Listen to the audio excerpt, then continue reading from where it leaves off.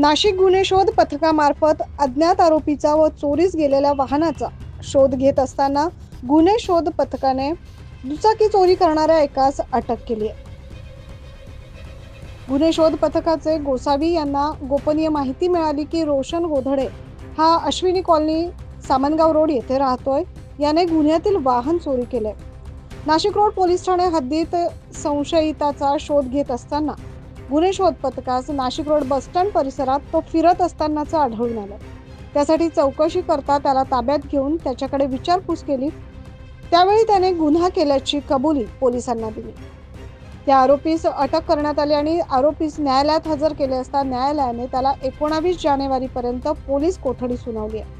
आरोपीकडून तब्बल 1,30,000 रुपये किमतीच्या एकूण 3 मोटरसायकल जप्त करण्यात पोलिसांना यश आलंय।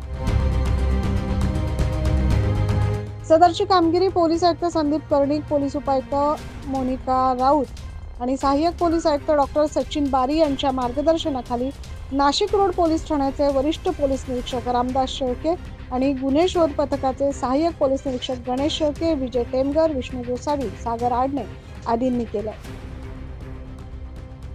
9 न्यूज महाराष्ट्रासाठी प्रतिनिधी जितेंद्र नरवाडे।